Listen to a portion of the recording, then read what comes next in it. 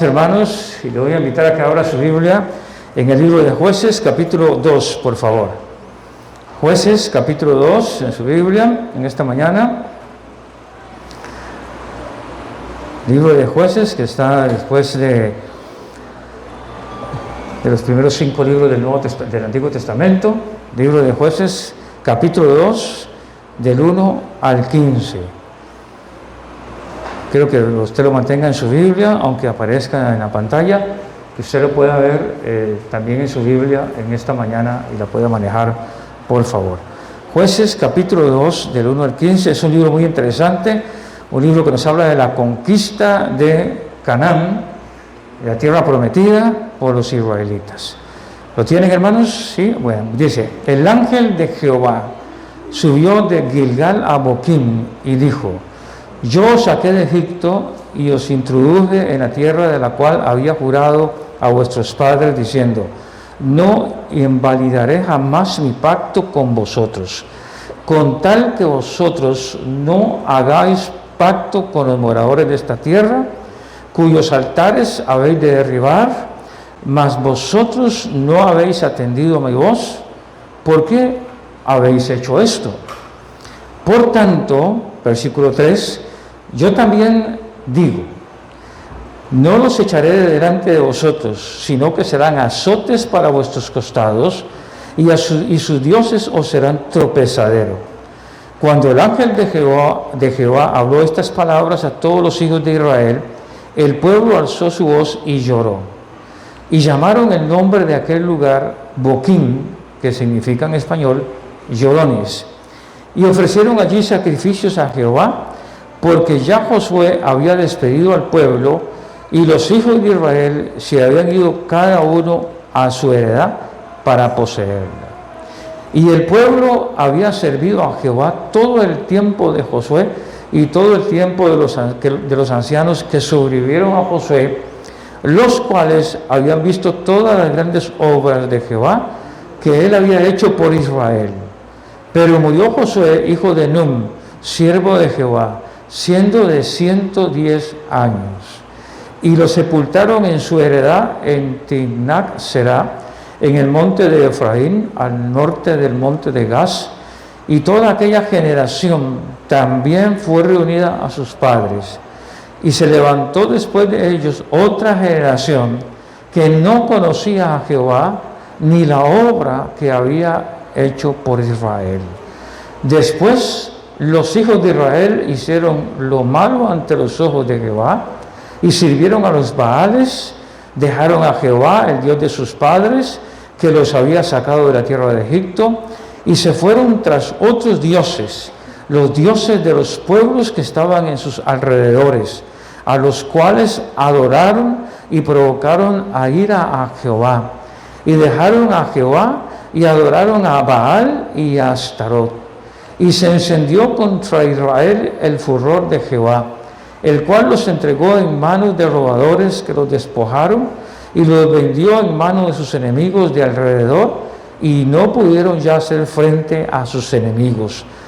Por donde quiera que salían, la mano de Jehová estaba contra ellos para mal, como Jehová había dicho y como Jehová se lo había jurado, y tuvieron gran aflicción. Esta mañana vamos a compartir el tema: un buen ejemplo no es suficiente. Un buen ejemplo no es suficiente. Y eso hay que ponerle mucha atención en el texto que hemos leído en esta mañana, porque hay veces el mundo, la sociedad, los cristianos creemos eso. Pero cuando usted lee la Escritura se da cuenta que hay más que eso todavía. Tal vez todos hemos conocido, sabemos de personas, hermano, que aman a Dios, que le sirven, pero la generación que viene detrás no es igual, es diferente, es contraria. Con respecto a la vida espiritual, con respecto a su relación con Dios, no es igual, hay una diferencia. Vemos que una generación es fuerte, pero después vemos una generación débil. Y eso ha sido históricamente siempre. Y se repite en la iglesia constantemente. Pero la Escritura es bien clara, muy clara, en que nos enseña, hermanos, que dar un buen ejemplo no es suficiente, porque hasta el mundano da buen ejemplo, la gente moralista da ejemplos y se pierden, no son salvos. Y a veces creemos dentro del reino del Señor que esto es suficiente, hermano, pero la palabra de Dios es bien clara. Cuando vemos ese texto que hemos leído, nos damos cuenta, hermano, que aquí afecta a personas, familias y aún pueblos enteros, porque no hicieron lo que Dios está solicitando, pidiendo. Y vamos a ver que ellos tuvieron una generación muy buena de antepasados. Recuerden que salieron 3 millones de israelitas de Egipto y murieron en el desierto. Solamente 2 personas no murieron, de 3 millones de personas. Entonces el ejemplo, o sea, en realidad lo que ellos vieron, la generación siguiente, falló a llevar a cabo lo que Dios quería. ¿Por qué? Porque la siguiente generación tenía un buen ejemplo de sus padres, habían visto cosas de sus padres, ¿verdad? Habían cosas que también repercutían en sus padres y que los hijos los miraban, pero ellos fallaron en una situación muy importante. Fallaron en llevar a sus hijos a desarrollar una relación personal con Dios. Escuche bien, las generaciones fallan cuando no se lleva a las personas a una relación personal con Dios. Y eso hay que explicarlo casi que es una relación personal con Dios. Porque la experiencia que usted pudo haber tenido cuando se convirtió, y muchos de los que están aquí, que experimentamos algo sobrenatural en nuestras vidas, tal vez los que vienen detrás de nosotros nunca experimentarán lo que nosotros sí experimentamos. Pero los hemos ido ayudando para que caminen dentro de esa experiencia personal que tuvimos nosotros, pero no tienen una relación personal con Dios. En Jueces 2:10, en punto B, en la parte 1, B segunda, en la parte B del versículo dice: y se levantó después de ellos otra generación que no conocía a Jehová. Ahí está en el libro de Jueces capítulo 2. Entonces los padres que sí conocían al Señor, lo habían visto en el desierto, hacer milagros con el maná, traer las codornices, abrir el mar rojo, la chequina de día, o sea, una luz de día, de noche, perdón, y una nube en el día para protegerlos del sol. O sea, todas esas experiencias eran las experiencias del padre, o de la madre, o del abuelo. Pero la nueva generación, hermano, no conocía a Jehová. Y aquí hay que entender, hermano, que la palabra conocer no es, hermano, como nosotros la conocemos o creemos que significa para nosotros hoy en día. La palabra conocer en la Biblia, en el griego y hebreo, tiene una connotación de intimidad. Cuando uno conoce a Dios es porque lo conoce en la intimidad. No conocer por conocimiento nada más. No es un asunto de tener un montón de versículos bíblicos y decir, bueno, yo conozco al Señor, pero nunca se ha tenido una relación con el Señor. No hay intimidad con el Señor, en la forma que sea. No existe. Entonces la gente dice, bueno, yo llevo a mis hijos a la iglesia, ellos van, conocen el sistema. Bueno, porque hemos cometido este error. Porque muchos errores que cometemos los cristianos, hermano, es que confundimos actividad con cristianismo. Confundimos, hermano, que es porque venimos aquí o traemos a nuestros hijos, son cristianos, porque están aquí. Y hemos confundido actividad cristiana con cristianismo.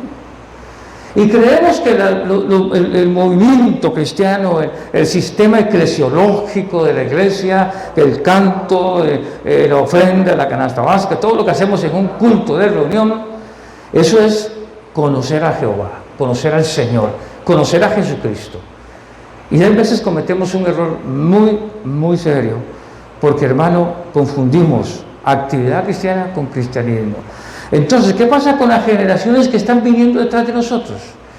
Nos vamos dando cuenta que son personas que sí, pueden ser muy santas, pueden ser muy buenas, moralmente hablando, pueden ser muy decentes, pero hay un error en todo esto. Y el error está en que no tienen intimidad con el Señor, no conocen al Señor, no saben relacionarse con Dios.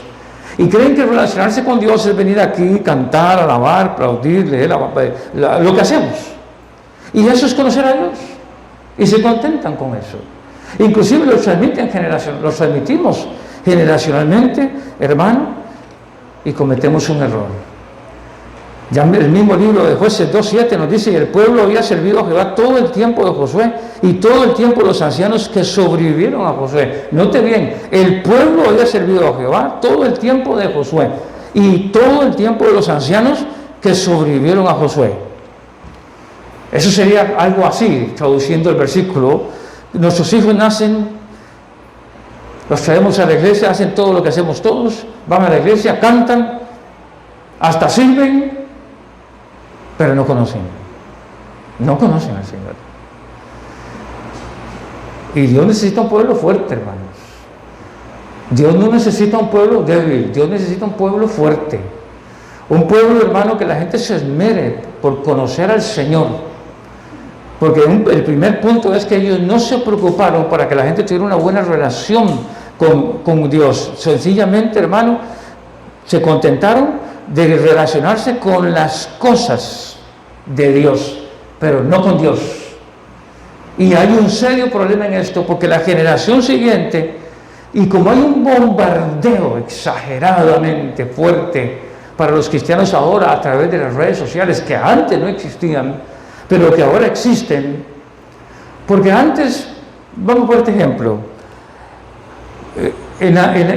hace muchos años, cuando uno tenía amistades, uno llegaba a la casa, los padres conocían las amistades, y la mamá le decía: bueno, esa amistad no te conviene, no te sirve, es una mala amistad, ese hombre o esa mujer no son buenos. Hoy eso no existe, porque al haber el sistema de red social, a través de un telefonito, a través de una tableta o una computadora, los padres ni siquiera saben con quién se están relacionando. Nadie sabe con quién se está relacionando. A veces ni siquiera los adultos saben con quién se está relacionando. Entonces el problema es que podemos ir a la iglesia, estar dentro de la iglesia, dentro del sistema de la iglesia, porque papá y mamá van, y porque mamá o papá tuvieron una experiencia con el Señor que no la tiene la nueva generación, porque no la tiene. Hacemos todo lo posible en la iglesia para que los niños aprendan la Biblia. Y hay gente que cree que es la iglesia la que tiene que hacer eso, para que ellos aprendan la palabra, para que ellos conozcan la palabra, pero ese trabajo es el trabajo de los padres, no de la iglesia. Y hay gente, hermano, que falla como cristianos, como padres, hermano, para llevar a sus hijos a una relación con el Señor. Enormemente fallan. Entonces la gente sabe: sí, los evangélicos son buena gente o son mala gente. Bueno, eso es cuestión de opinión, pero no hay una relación. Y las generaciones que van detrás de nosotros, hermano, tienen que conocer al Señor. Ahora, ¿por qué fallan o por qué fallamos nosotros? Número uno, porque simplemente descuidamos y tenemos una percepción equivocada de la salvación. Creemos que la salvación es automática. Yo soy salvo, los demás son salvos. Hemos usado la Biblia equivocadamente en el libro de los Hechos: cree en el Señor Jesucristo y serás salvo tú y tu casa. Y creemos que eso es una promesa para todos en la casa. Y no se engañen, eso no funciona así en la Biblia. Porque la Biblia establece claramente que el alma que pecare, esa morirá. Y que la salvación no es un asunto de contagio, que la salvación no es un asunto de familia, que la salvación no es un asunto porque yo voy y va el otro, todos son en el mismo paquete. No es una burbuja. A veces la gente cree que la salvación es como una burbuja, yo soy salvo y todos son salvos en mi casa. No, no es así. Y sencillamente la generación que va detrás de nosotros es simplemente porque descuidamos, hermano, y tenemos porque tenemos una percepción o una idea errónea de la salvación y creemos que es automática. Y por otro lado están los que no hacen nada, los que no hacen absolutamente nada, no comunican ninguna verdad, no dicen nada, no enseñan a sus hijos a tener una relación. Y los hijos creen que una relación con Dios es estar aquí, venir aquí, sentarnos aquí, palmear, cantar, lo que sea, y esa es la relación con Dios, y nos vamos para la casa, y la relación con Dios dura 1 hora, 1 hora y media, depende, porque ahorita tenemos que estar controlando el tiempo, porque ya estamos excediéndonos en el tiempo aquí nosotros, y tenemos que bajarlo a más que podamos, y ya gente cree que ya tiene una relación con Dios con eso. Igualmente igualmente los hijos, los nietos y la demás familia. Ellos fallaron en instruir a sus hijos sobre las grandes obras de Dios. Sí, fallaron en eso. Muchos padres de familia fallan en no instruir a sus hijos en las grandes obras de Dios. Hoy el mundo, usted se pone a ver televisión y mira todos estos canales de Discovery que son riesgosos hasta cierto punto si usted no tiene la capacidad de medir el riesgo que está viendo, y le dicen a usted que millones de aquí, millones allá, y programas donde ponen a Jesús como que Jesús no es Dios, donde hay un montón de ataques para debilitar la fe, y no solamente a través de ese medio, de muchos medios, y la gente mira eso. Hay gente que mira programas. Yo no sé si usted observa sus hijos jóvenes que van para arriba. ¿Qué miran? ¿Qué conocen ellos de Dios? ¿Qué saben ellos de Dios? Ahora, no se trata de versículos bíblicos, no se trata de que mi hijo sabe o mi hija sabe 20 versículos y 50 versículos bíblicos. Eso es bueno, buenísimo, si lo puede hacer. Pero tiene que conocer a Dios. Las obras grandes de Dios. Note bien, Jueces 2:10. Y toda aquella generación también fue reunida a sus padres, y se levantó después de ellos, de esa generación que conocía a Jehová, se levantó después de ellos otra generación que no conocía a Jehová, ni la obra que él había hecho por Israel. Note bien porque eso dice la Biblia. Entonces se levantó una generación después de Josué y de los ancianos que no sabían de la obra que Dios había hecho por ellos. ¿Cuál obra había hecho Dios por ellos? Como les dije anteriormente, cruzaron el Mar Rojo, vieron el maná 40 años, codornices, pan todos los días, carne todos los días, la nube de gloria en la noche y en el día, y muchos milagros más que ocurrieron en 40 años. Los padres los conocían, pero los hijos no. Y la generación que se levantó no conocía esa generación, esas obras de Dios. Le voy a poner rápidamente este ejemplo. Usted escucha gente que dice: yo era drogadicto, era borracho, era aquí, era allá, y un día me convertí y dejé de fumar, dejé de tomar, dejé de hacer esto, dejé de hacer lo otro, Dios me salvó. Y nosotros podemos decir: gloria a Dios, aleluya, es una bendición. Pero la generación que viene atrás pueden decir: yo nunca he pasado por eso, porque nunca he usado drogas, porque nunca he tomado alcohol, porque nunca aquí, porque nunca allá. O sea, yo no tengo esa experiencia que tuvo mi papá, o mi abuelito, o mi mamá. Y creemos que eso es lo que el muchacho tiene que conocer. No, tiene que conocer algo más, mucho más. Porque la obra que Dios había hecho por Israel, ya la generación que venía atrás la ignoraba. No sabían lo que Dios había hecho por ellos. Y la Biblia nos enseña a enseñar, hermano. Estos padres fallaron en mostrarle a sus hijos quién era Jehová. Ellos solo sabían que servían a Jehová, cantaban a Jehová, ofrecían sacrificios a Jehová, pero no sabían quién era Jehová y lo que Él había hecho por ellos. No lo sabían. Yo estoy seguro que a muchos muchachos de las iglesias uno le puede preguntar, ¿usted sabe quién es Jehová? Y la respuesta más sencilla es Dios. Es todo lo que van a decir. Cuando hay algo mucho más que eso, mucho más grande de saber quién es Dios. Qué glorioso, qué maravilloso, como Pablo lo describe en Romanos capítulo 1, las cosas invisibles de Dios, las cosas visibles de Dios, demuestran a un Dios invisible. La creación habla de Dios, la naturaleza habla de Dios, todo habla de Dios. Y eso hay que enseñarlo a las generaciones que vienen detrás de nosotros. Maneras como debemos demostrarle que adoramos y servimos. Le voy a dar 3, tal vez le puedan servir a usted. Instrúyalos en la palabra de Dios. Muéstrele cómo Dios se ha revelado en las Escrituras. Pero no se vaya solo a un lado. Porque hay gente que dice, oh, es que Dios es sanador, Dios sana, Dios quita esto, Dios pone el otro, o el proveedor, Dios da aquí, usted tiene que tener fe en Dios, porque Dios le va a pagar esto, Dios le va a proveer aquí, Dios, si usted va a la universidad, Dios se la va a pagar, si usted va a... No, algo más de Dios, algo más profundo de Dios, algo más en la palabra de Dios, como digamos una parte muy sencilla como el Salmo 23, Jehová es mi pastor, nada me faltará. Y nos quedamos ahí. ¿Por qué no le explican a sus hijos que cuando dice que nada faltará, significa que va a faltar, nunca va a faltar ni el garrote, ni la necesidad, ni los problemas, ni las enfermedades? Cuando dice que Jehová es mi pastor y nada me faltará, hermano, incluya eso. Porque cuando leemos de Jehová en el Antiguo Testamento y de Jesús en el Nuevo Testamento, nos damos cuenta que hay que conocerlo más a profundidad. Los discípulos que andaban con el Señor Jesucristo, usted lo puede leer,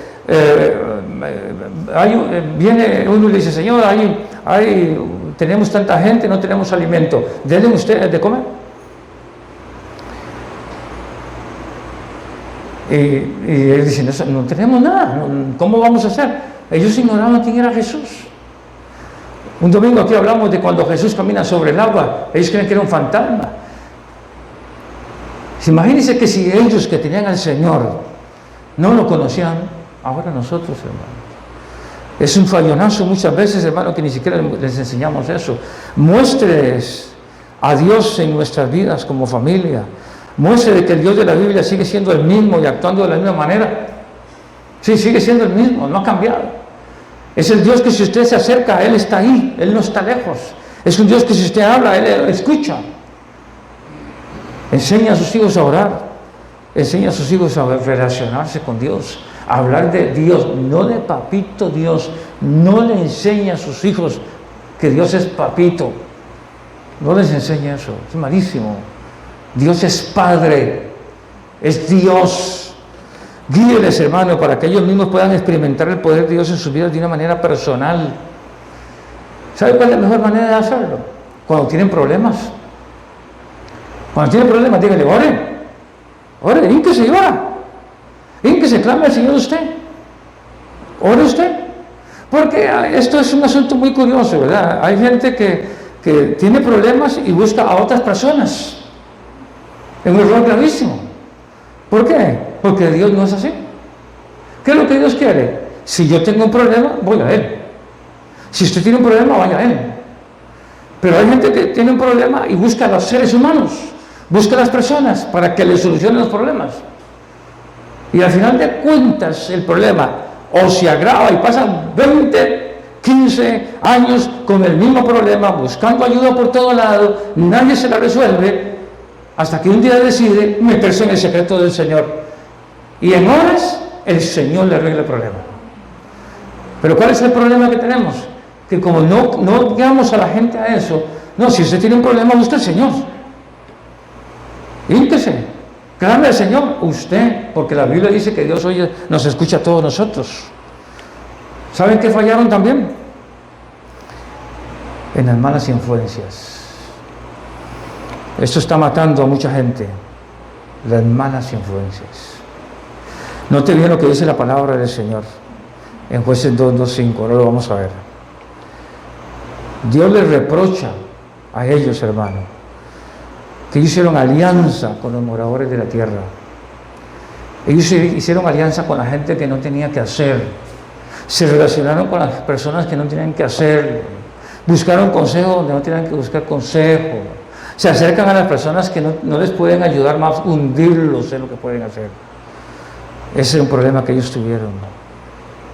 No los cuidaron de las malas influencias. Y hoy las malas influencias, hermano, entran sin necesidad de salir a la calle.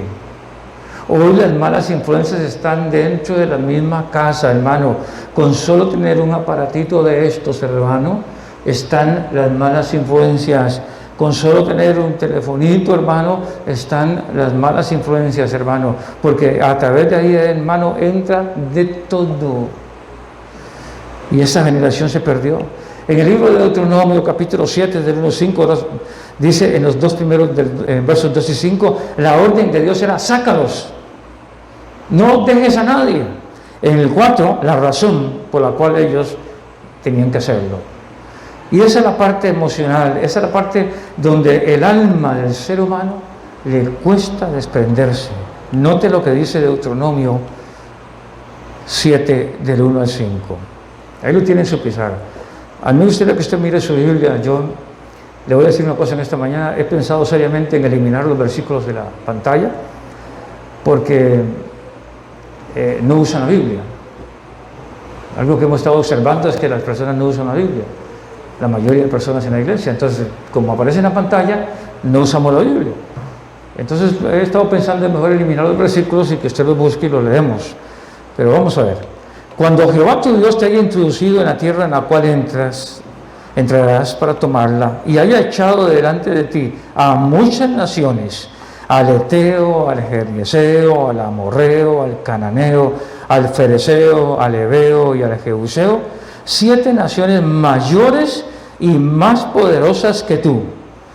Verso 2, y Jehová tu Dios las haya entregado delante de ti y las haya derrotado, las destruirás del todo.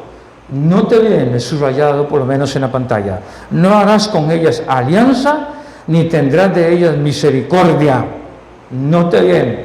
No harás con ellas, aquí en amarillo, no harás con ellas alianza, ni tendrás de ellas misericordia.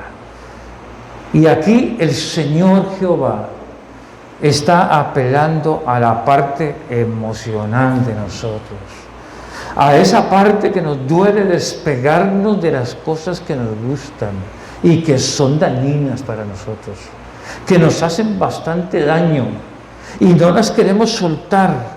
Y Él dice: no harás con ellas alianza. Verso 3, y no emparentarás con ellas, no darás tu hijo a su hijo, tu hija a su hijo, ni tomarás a su hija para tu hijo, porque, note lo amarillo, desviará a tu hijo de en pos de mí, y servirán a dioses ajenos, y el furor de Jehová se encenderá sobre vosotros y te destruirá pronto. Note bien, mas así habéis de hacer con ellos.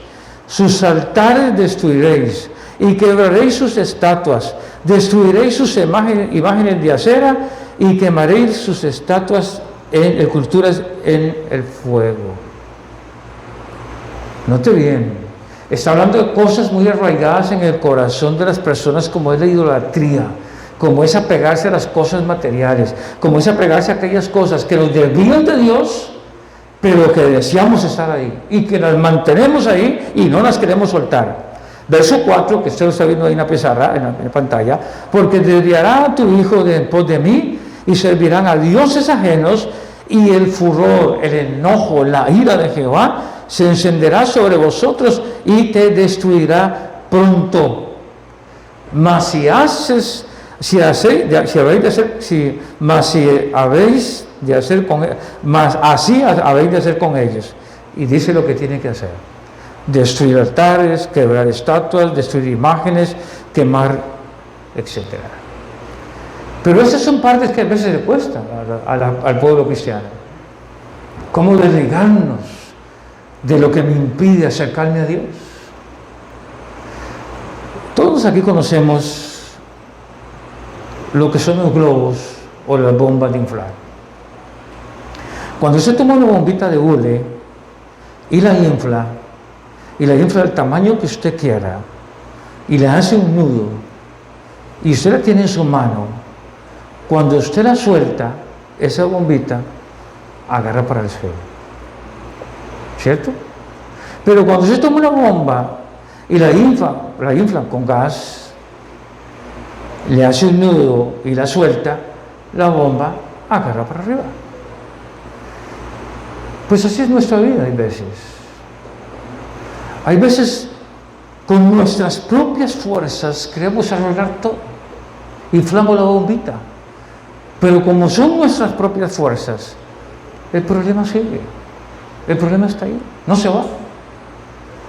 Pero cuando le permitimos a Dios que Él tome esas cosas, entonces esas cosas se van, se desaparecen.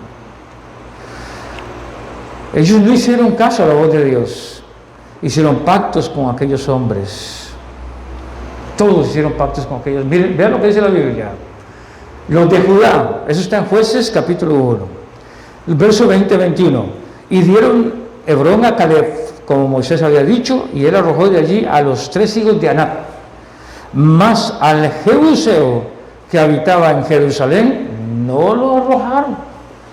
Los hijos de Benjamín, y el Jebuseo habitó con los hijos de Benjamín en Jerusalén hasta hoy.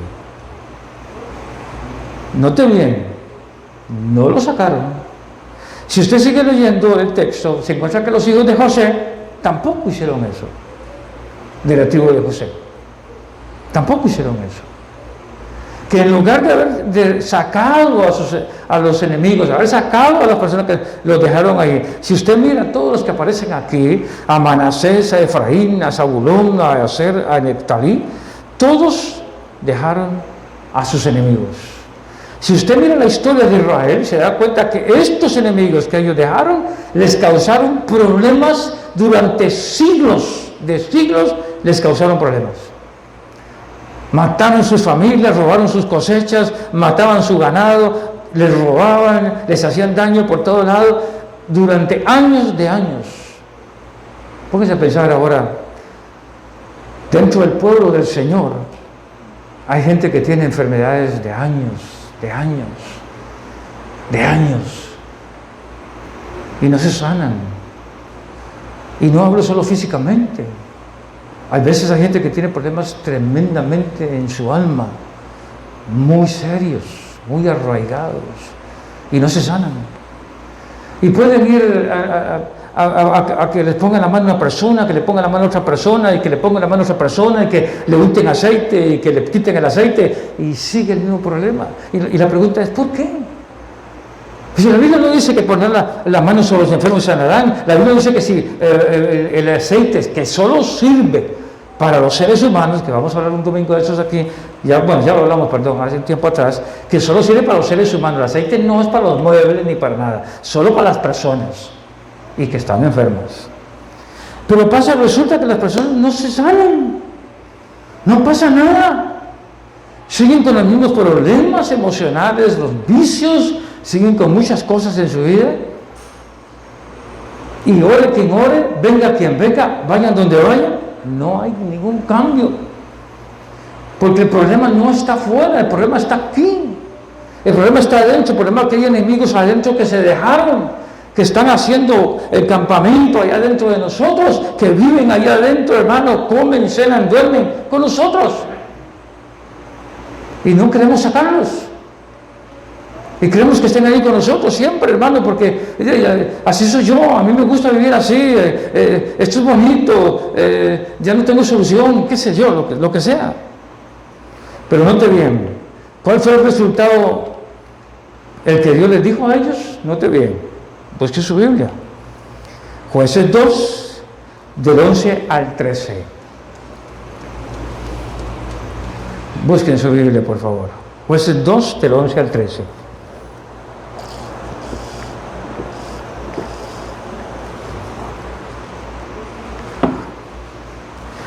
Dice así, Jueces 2, del 11 al 13.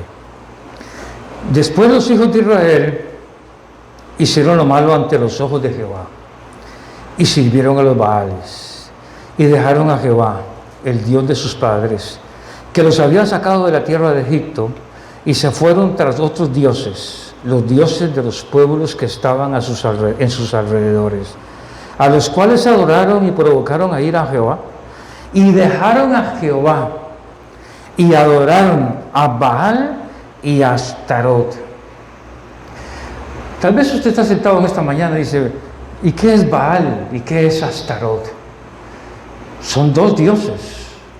Baal es un hombre, o era una figura de hombre, y Astarot era la consorte, la mujer de Baal.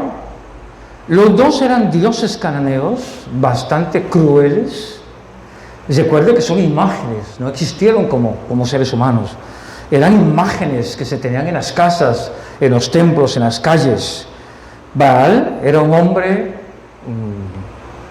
una imagen horrible, igualmente Astarot, la mujer, pero eran de piedra, eran de madera,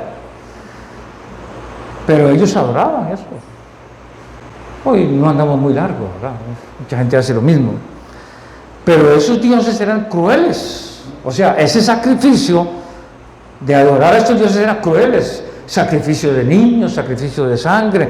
Eso es como que yo piense que el Halloween es el 31 de octubre. Que si yo llego a esa conclusión, como cristiano estoy ignorante, que el 31 de octubre es el día de Halloween, es el día de las brujas, es el día de los sacrificios. Y usted sabe que el Halloween empieza a mediados de septiembre. Es a mediados de septiembre que empieza el Halloween, termina el 31 de octubre, con la mascarada y todo ese asunto. Entonces, si vamos a hablar un 31 de octubre, debemos haber empezado el 19 de septiembre, que es cuando empieza el ciclo del Halloween. ¿Me entiende lo que quiero decir? Y esos dioses, como los de ahora, exigían bastante.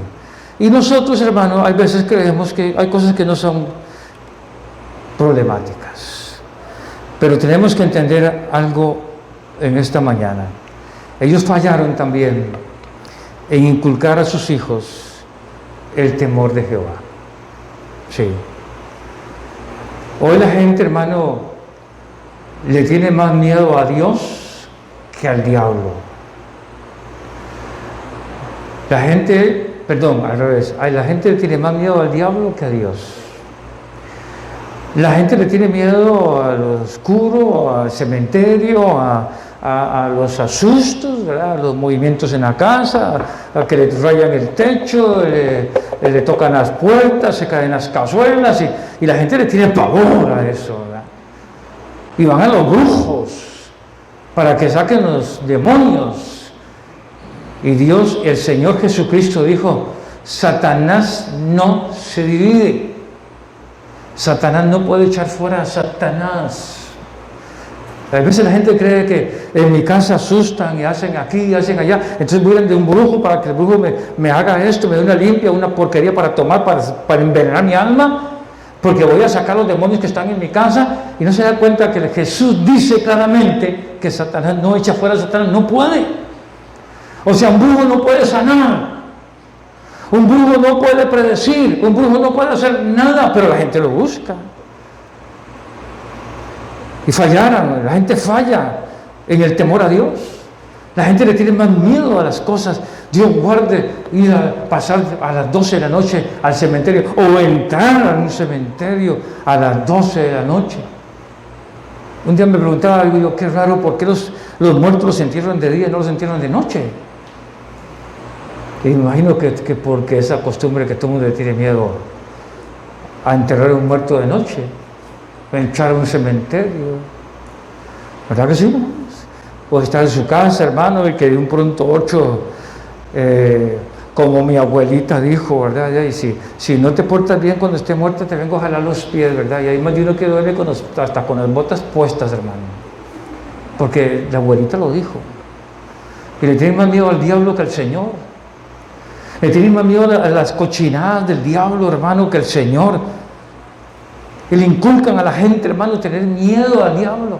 Y lo presentan con cuernos y con cola de tridente, de punta de flecha y con un tridente y oliendo a azufre, hermano, y la gente le tiene pavor a eso. Cree que ese es el miedo que tiene que tenerle. Y se falla en inculcarle a nuestros hijos el temor de Dios. Porque el verdadero temor que el hombre tiene que temer es a Dios. El principio de la sabiduría es el temor a Dios. ¿Cuál es el problema que tenemos hoy de enseñar eso a nuestras generaciones? Que enseñarle a las generaciones que vienen que cuando están haciendo algo malo, Dios está ahí viendo. Dios no apaga la luz. Dios no cierra los ojos. Dios no se hace el despistado. Dios está siempre viendo y atento a lo que hacemos. En el día y en la noche. Con la luz apagada o con la luz encendida. No la apaga nunca el Señor. Y hay gente, hermano, que le enseña eso y la mamá le tiene miedo a esto y agarra los pollitos y todos acurrucados ahí, hermano, y teniéndole miedo porque anda un bicho ahí en el techo y no saben qué es, y tal vez es un gato gordo, viejo, que ya está re gordo, que más bien va a romper el zinc, hermano.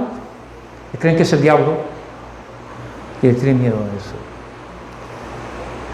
El diablo enseña muchas mentiras y engaños a través de la televisión, a través de muchos medios. Y la gente aprende a temerle a eso.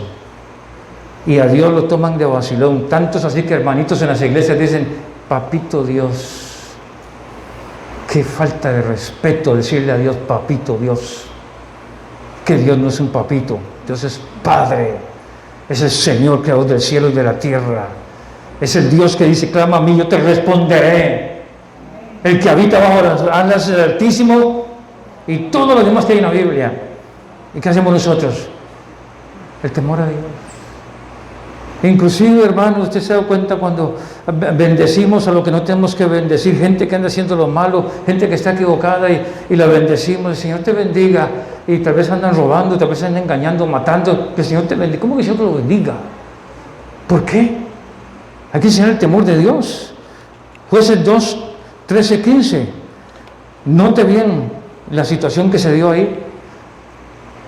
Vean, dejaron a Jehová y adoraron a Baal y a Astarot, y se encendió contra Israel el furor de Jehová, el cual los entregó en manos de robadores, que los despojaron, y los vendió en manos de sus enemigos de alrededor, y no pudieron ya hacer frente a sus enemigos. Por donde quiera que salían, la mano de Jehová estaba contra ellos para mal, como Jehová había dicho y como Jehová se lo había jurado, y tuvieron gran aflicción.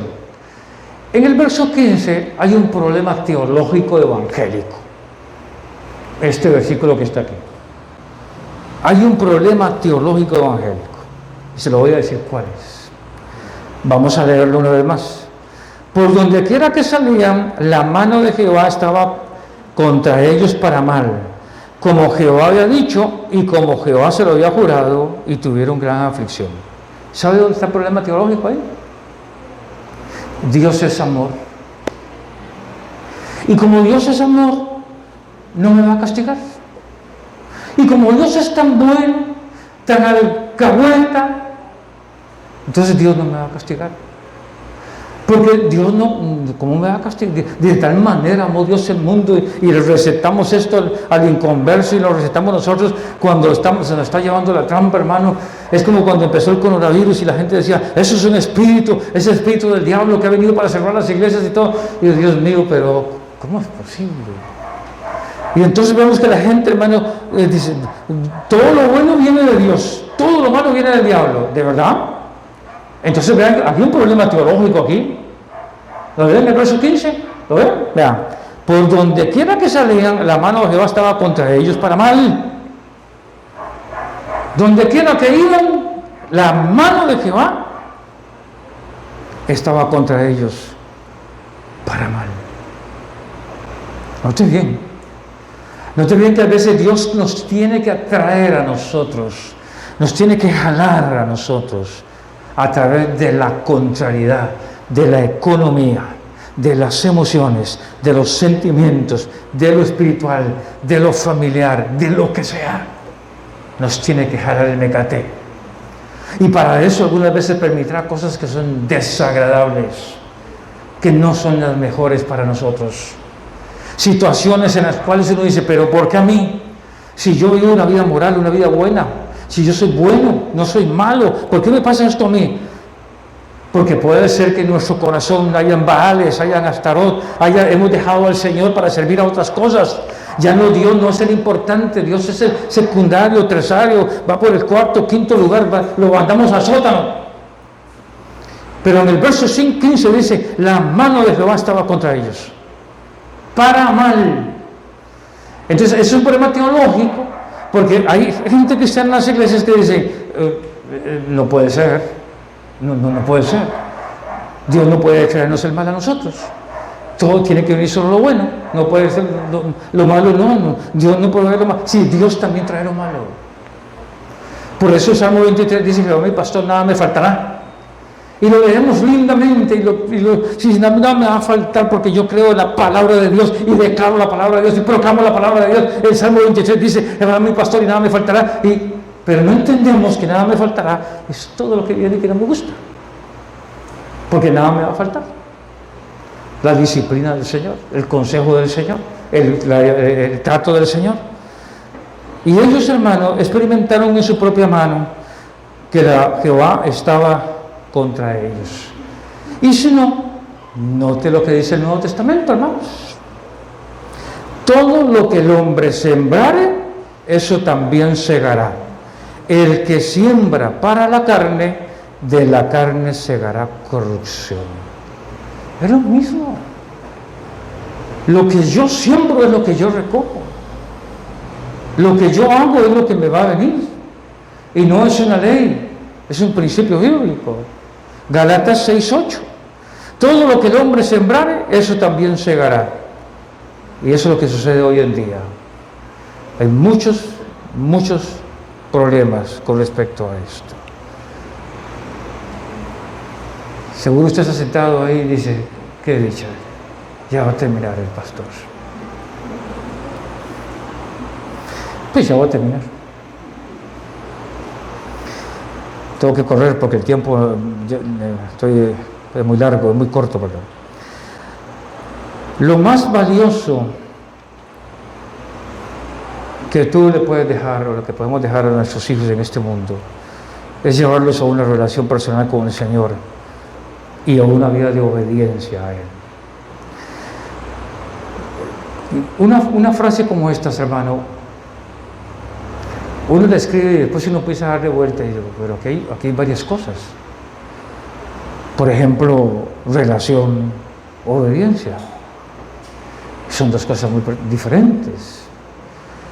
Porque hay gente que puede tener relación con Dios, pero no es obediente. Da igual. Pero es lo más valioso que le podemos dejar a nuestros hijos. Llevarlos a una relación personal con el Señor. Qué maravilloso es cuando usted puede llevar a sus hijos a que ellos conozcan al Señor y sean obedientes al Señor. Porque de nada sirve que les dejemos dinero, posición, carrera, familia, si su alma se va al infierno. ¿De qué sirve? ¿De qué sirve haber trabajado tanto? ¿De qué sirve haberse esforzado tanto, hermano? Si al final de cuentas, hermano, se van a perder, se van a ir a los infiernos. Que eso es otro tema que vamos a tocar un domingo de eso, porque hay gente que no cree en el infierno, hay evangélicos que no creen en el infierno. ¿De qué sirve, hermano, que usted trabaje y tenga dinero, posición, carrera, familia? O sea, que nos esforcemos por eso. Y hoy, después de 68 años en mi vida, yo digo, lo mejor que yo puedo dejar a la gente que va detrás mío es que conozcan al Señor. Porque el día que a uno lo estén echando en la tumba o lo estén quemando, o sea, como sea, quemando del crematorio, ¿verdad? Hago la aclaración. Hasta los dientes postizos se queman. Hasta el tinte se quema. No podemos llegar al cielo así, bonitos. ¿No podemos llevar que no? No podemos llevarnos ni la billetera, ni un billete de 20 pesos. Bueno, hay, pero ni eso podemos llevarnos.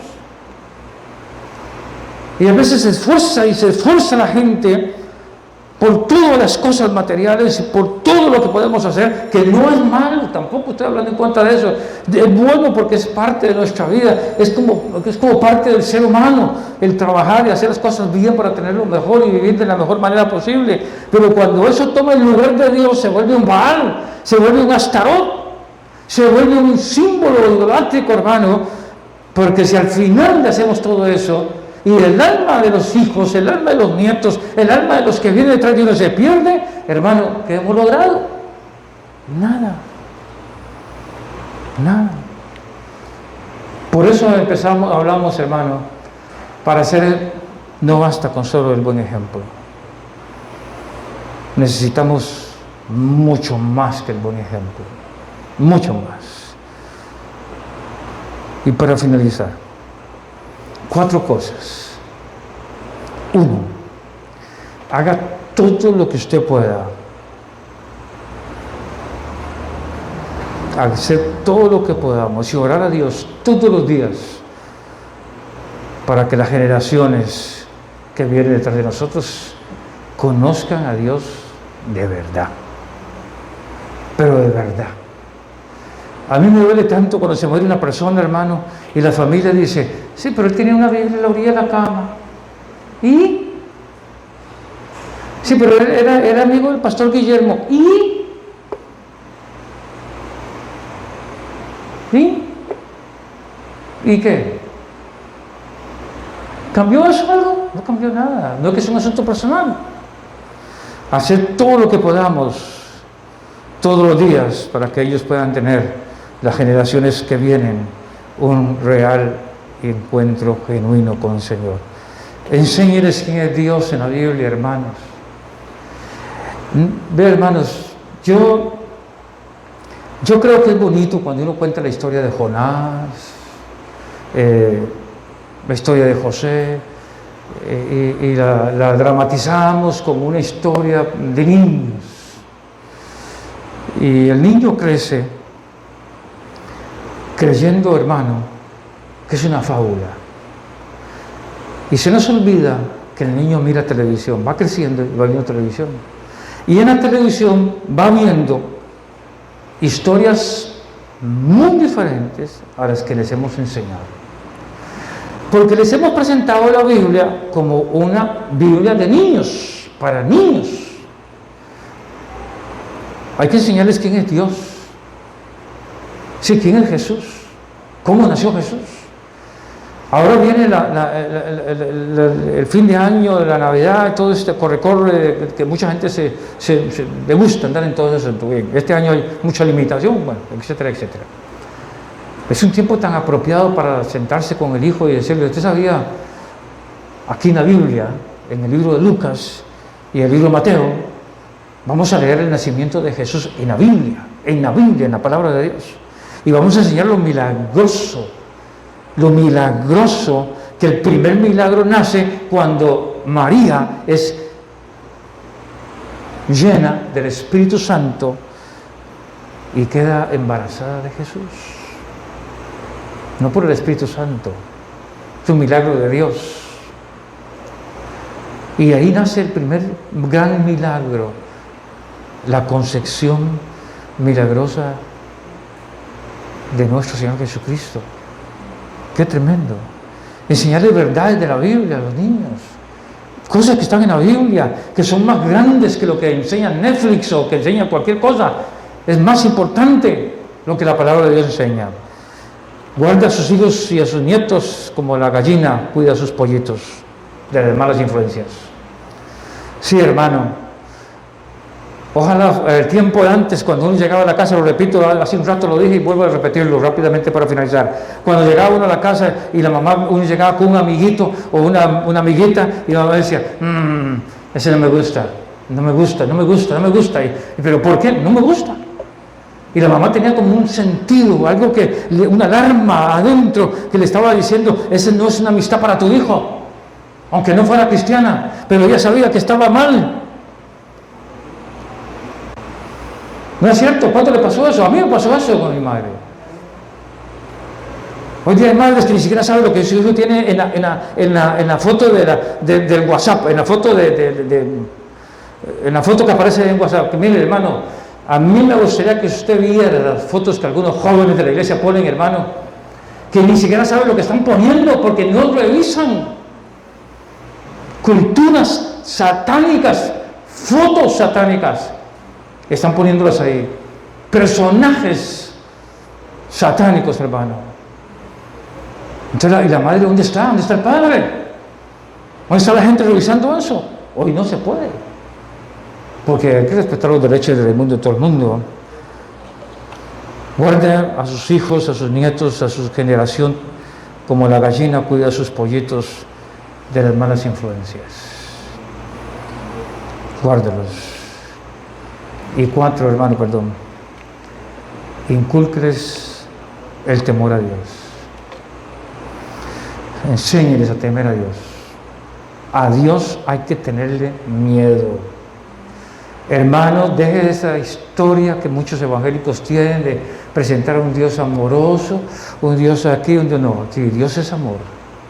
Claro que sí, pero es fuego consumidor. Fuego consumidor. Dios también castiga y azota. Y Hebreos 12 dice que al que toma por hijo, castiga y azota. Esa es otra parte teológica que cuesta mucho aceptarla. Castiga y azota. ¿Cómo que castiga y azota? Azota, claro, porque es la única manera que entendamos algunas veces quién es Dios, cómo es Dios, qué es Jesús, quién es Jesús. No solo el que me da pan, el que me provee, el que me da dinero, no. Dios es muchas cosas más. Incúlqueles a sus hijos el temor a Dios. Pónganse de pie, hermanos, en nombre del Señor.